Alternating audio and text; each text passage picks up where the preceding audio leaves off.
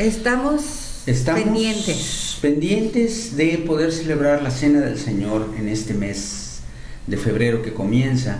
La Iglesia del Señor, con toda reverencia y con todo respeto a las cosas que Dios ha establecido, celebra periódicamente, una vez al mes de manera regular, y también en ciertas ocasiones especiales a lo largo del año, la Cena del Señor, también llamada tradicionalmente la Santa Cena. Nosotros, en nuestra inveterada costumbre de aferrarnos a las tradiciones, la palabra de Dios le denomina la Cena del Señor. Y yo quiero hablar un poquito de ello el día de hoy, porque he recibido varias preguntas y varias consideraciones al respecto de este sacramento. Así que voy a empezar, aunque voy a ser breve, esto ya lo hemos visto en estudios más amplios, pero lo voy a hacer con brevedad.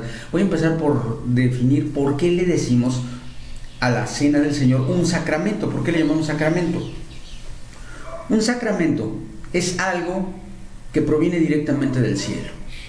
Es algo que ha sido establecido en esta tierra por Dios de una forma tal que su efecto y su origen y su efecto son directamente celestiales. Y hay dos sacramentos que fueron establecidos por el Señor Jesucristo. Dos, que son la Cena del Señor y el bautismo. Estos dos actos son actos que en esta tierra ocurren de forma tan simple, tan sencilla, tan sin cosas que brillen con una luz sobrenatural, que nos impacta la profundidad de la influencia que tienen en lo espiritual. Porque la Cena del Señor se reduce a comer juntos, estando reunida la iglesia, un poco de pan y un poco de jugo de uva o de vino. Y nada más, es todo. De la misma forma que el bautismo es simplemente ser sumergido en agua durante un segundo o dos y nada más. Eso es lo impactante de los sacramentos, que son eventos celestiales que se disparan, que se verifican, tienen lugar cuando en este mundo ocurre algo que parece no tener sentido, porque es algo completamente del cielo. El primer sacramento, entonces, el que primero que ocurre en la vida de un creyente, es el bautismo en agua. El bautismo en agua es el acto por medio del cual un creyente que ha sido lavado y comprado por la sangre de Cristo declara públicamente que es un hijo de Dios, que ha nacido de nuevo y que forma parte de la iglesia. Ocurre una sola vez en la vida y es cuando tú eres adulto y consciente de lo que estás haciendo, bautizado en agua. El segundo sacramento, por el contrario, es algo que se repite porque así lo estableció el Señor Jesucristo cuando dijo que el acto de compartir el pan y compartir el vino no de forma no para ser alimentados en el cuerpo, sino como un acto sacramental, es un recordatorio de la muerte de Cristo en la cruz. Es un recordatorio de los pactos, el pacto que se cumplió con su muerte y el nuevo pacto que fue abierto por el derramamiento de su sangre. Así lo dice la palabra de Dios, así lo establece el Señor Jesucristo, y lo estableció la última noche que Él cenó con sus discípulos.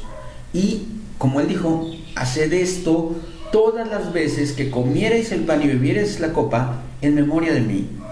Por eso lo hacemos con regularidad, recordando y anunciando la muerte de Cristo en la cruz como el acto de amor más maravilloso y más glorioso que ha sucedido en toda la historia de la humanidad. La Cena del Señor tiene algunas características que deben ser cumplidas para que sea un acto válido delante de Dios. En primer lugar, la Cena del Señor no es autoimpartida, es impartida por el Espíritu Santo de Dios. Y esto incluye a los ministros que la imparten, porque yo, como ministro ordenado para el Santo Ministerio, tengo el privilegio de poder entregar el pan y entregar el vino para que la gente lo reciba. Pero yo mismo, cuando yo hago este acto, yo recibo de parte de Dios el pan y el vino, y en ese acto yo estoy recibiendo el sacramento de Dios.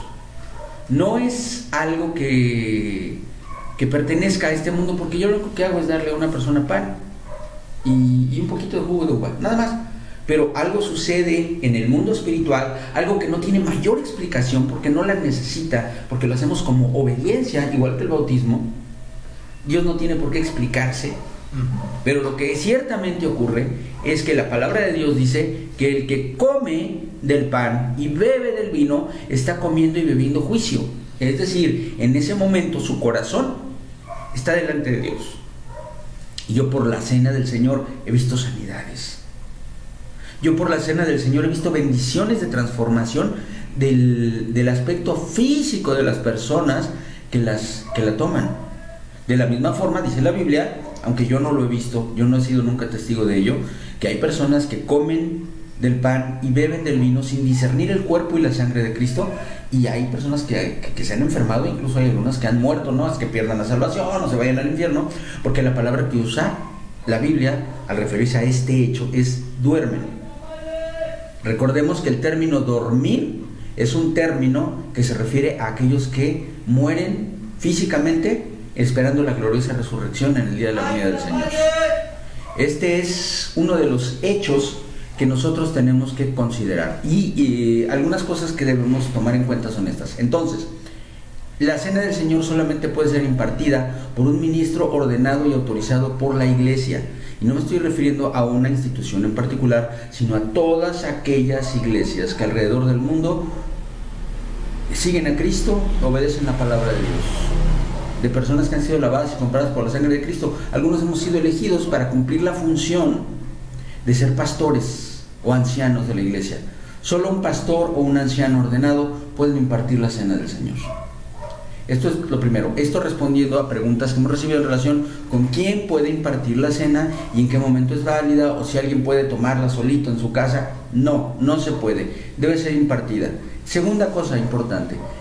¿Hay alguna obligatoriedad o alguna necesidad de frecuencia determinada en la toma de la cena del Señor? No es así. Nosotros lo hacemos una vez al mes porque eso corresponde más o menos con nuestros ciclos de evangelismo, nuestros ciclos de bautismos y nuestros ciclos de anunciamiento de la muerte de Cristo en la cruz a nivel de estrategia de evangelismo en la iglesia. Nosotros tenemos esta frecuencia mensual porque de esa forma nosotros impartimos la cena del Señor anunciando la muerte de Cristo, sabiendo que de manera regular en nuestras iglesias se añaden los que han de ser salvos cada ciclo de evangelismo que dura 6 semanas.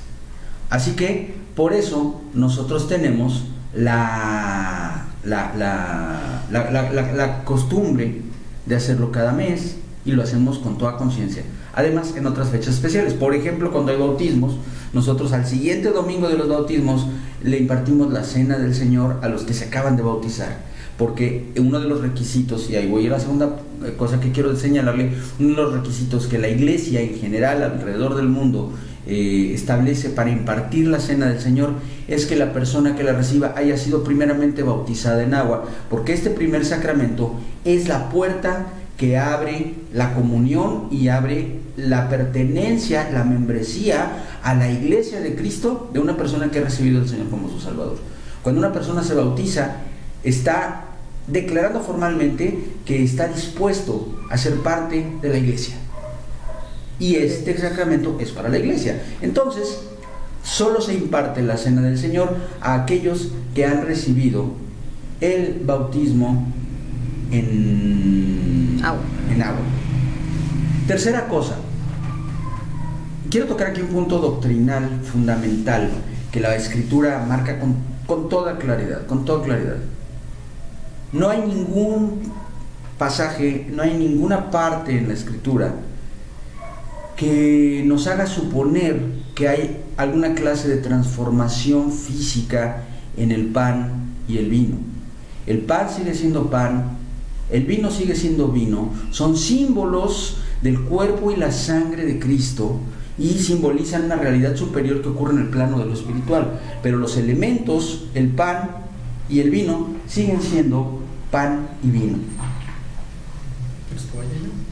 Por favor, hermano, sí. Tenemos algo que entregar con un proveedor, pero aquí está el hermano Jorge, nada más es un momentito. Gloria a Dios. Tercera cosa, no, ya es la cuarta, ¿verdad? Cuarta cosa que yo quiero señalar en relación con la cena del Señor. Cuando nosotros tomamos la cena del Señor, cuando nosotros recibimos este sacramento, nosotros lo que estamos haciendo es declarar, como lo dice la Escritura, que el cuerpo partido en la cruz del Calvario por Cristo Jesús, en el cuerpo está cumpliéndose el pacto de la ley. El antiguo pacto queda cerrado y cumplido cuando Cristo murió en la cruz del Calvario. Por lo tanto, cuando tomamos la Santa Cena, nosotros estamos declarando que nosotros somos libres de la maldición de la ley. Y no me malentiendan, no es que la ley sea maldita, los malditos éramos nosotros. Así es. Porque la palabra de Dios dice que la ley eterna de Dios, que se estableció en el tiempo o se estableció como una legislación en el tiempo de Moisés, tenía como objeto señalarle al hombre su pecado, mostrarle al hombre cuán imposible es que pudiera él caminar por sus propias fuerzas al lado de Dios. Ese es el objetivo, es un ayo, es como un educador que nos muestra la realidad espiritual del poder de Dios para salvarnos de algo que nosotros no podemos salvarnos por nosotros mismos. Pero la ley es inquebrantable porque fue establecida por Dios y tenía que ser cumplida. Así pues, fue cumplida en la muerte de Cristo. Y al él ser partido en la cruz, el haber muerto en la cruz del Calvario, cumplió la ley. Por lo tanto, la ley no es abrogada, la ley no es cancelada, no es borrada. La ley es eterna. Amén. Pero es cumplida en Cristo Jesús para cada uno de nosotros, en lugar de cada uno de nosotros. Y la ley que dice que la paga del pecado es muerte, se cumple, y su pecado y mi pecado son pagados efectivamente por ese Cristo crucificado, por la muerte del cuerpo de Cristo. Y esto es lo que simboliza el pan. Ahora bien, el vino simboliza la sangre derramada.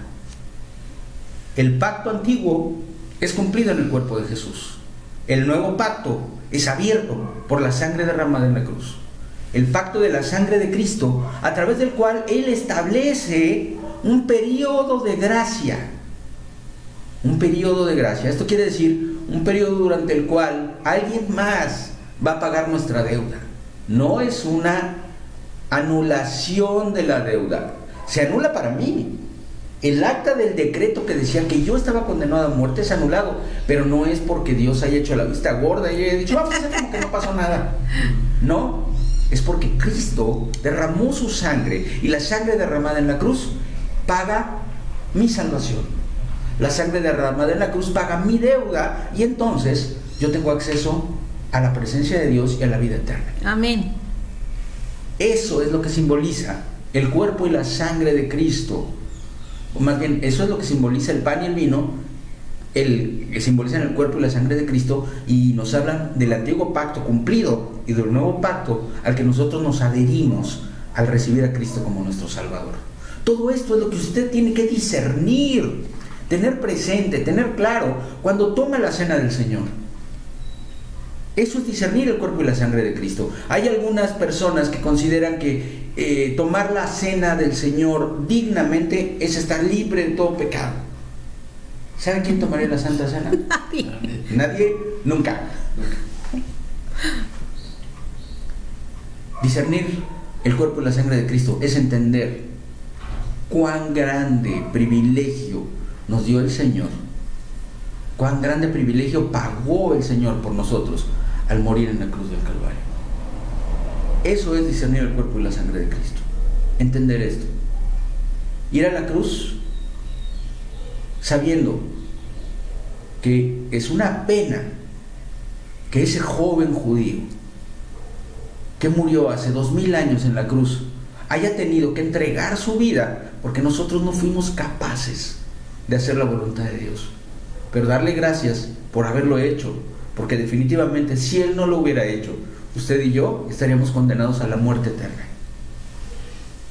Así que, amados, en este primer domingo de mes, los que tienen el privilegio de poder juntarse presencialmente en la Iglesia del Señor y algunas otras congregaciones que tienen como parte de su formato de culto el tomar la cena del Señor el primer domingo de cada mes, hágalo consciente de lo que hoy estamos compartiendo. Nosotros, la Iglesia del Señor en Mérida, vamos a tener una actividad muy bonita porque vamos a visitar hogar por hogar para impartir con las debidas medidas de sana distancia la cena del Señor a cada una de las familias de la iglesia que tienen miembros bautizados. Vamos a recorrer la ciudad de Mérida y probablemente hasta de Zacalún. punta a punta. Todavía estamos viendo si vamos a ir hasta Zacalún. Sí, todavía no sabemos. Melba, apúntate. Mi hermana Melba, tú sabrás, tú nos dirás, para impartir la Santa Cena y que el cuerpo de Cristo reciba este sacramento de acuerdo a lo que nosotros tenemos considerado. Por otra parte, yo no quisiera que siguiera siendo así, porque la mesa del Señor es una gran mesa en donde se sentaron todos los discípulos. No eran mesitas individuales como de café, ¿verdad? Hoy vamos a tener que hacerlo así. Vamos a sentarnos cada familia individualmente con el Señor a tomar la cena. Pero espero que pronto podamos sentarnos todos en una sola mesa. Amén, pero es que es recorrer el territorio que el Señor ya ha dado para pero que... eso no es la Santa Cena. Entonces lo que vamos a hacer es orar y pedirle a Dios que nos dé el lugar donde nos vamos a reunir. Y usted esté en oración, vamos a pedirle a Dios que nos dé el lugar. Yo le pido en el nombre del Señor que nos ayude. Mire, yo sé de alguien para quien esto es una cosa complicada. A todos nos complica, pero mi esposa Betina, yo la conozco, extraña un montón a la iglesia, extraña un montón a mis niños, la comunión con la iglesia, perdón, el hermanos, no trabajar solamente con los pequeños, los grandes. pero es algo importante para ella, igual que para todos. Pero créame, yo a veces cuando el domingo nos vamos a disponer a conectarnos y todo, yo la veo normal. Cuando no la veo normal es cuando tenemos congregación, porque anda volada y subiendo y bajando y limpiando y recogiendo y arreglando todo para que usted pueda llegar a encontrar un lugar digno.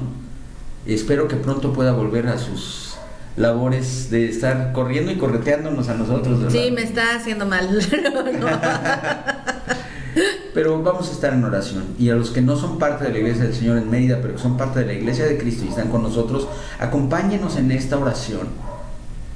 Oramos porque el Señor nos dé una casa de oración, un lugar de reunión en donde se puedan cumplir las medidas de sana distancia y podamos restablecer el culto presencial aquí en la ciudad de Mérida. Mientras, seguimos trabajando virtual, seguimos trabajando en las células, seguimos trabajando en las estrategias que Dios nos da para que la iglesia siga caminando. Amén.